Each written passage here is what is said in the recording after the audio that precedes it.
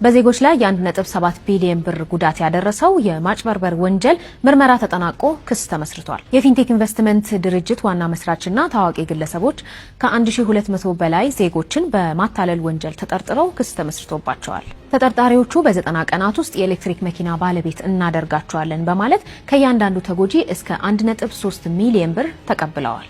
ነገር ግን ከቻይናው የቢዋይዲ ካምፓኒ ጋር ምንም አይነት ውል ሳይኖረው የሐሰት መረጃ በመስጠት በተውሶ ያገኟቸውን መኪኖች የራሳቸው በማስመሰል ነው ወንጀሉን እንደፈጸሙት ፖሊስ የገለጸው።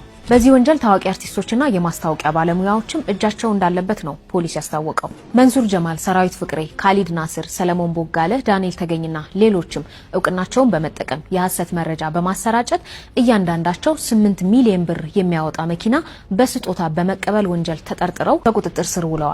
የፌዴራል ፖሊስ በ19 አይነት ወንጀሎች ምርመራ አጠናቆ ለአቃቤ ሕግ መርቷል። አንደኛው ተጠርጣሪ በማረሚያ ቤት ሲሆን ሌላኛው ተጠርጣሪ ግርማይ ገብረ ሚካኤልን በቁጥጥር ስር ለማዋል ክትትል እየተደረገ ነው። ፖሊስ በህገወጥ መንገድ የተገኘን ገንዘብ ህጋዊ አስመስሎ የማቅረብ ወይም መኒ ላውንደሪንግ ወንጀል ምርመራውንም አጠናክሮ ቀጥሏል። የዚህን ውስብስብ ወንጀል ሙሉ ዝርዝርና የምርመራ ውጤቱን ለማየት የኢቢሲን የፌስቡክ ገጽ ይመልከቱ። ሀሳቦትንም በኮሜንት ያጋሩን።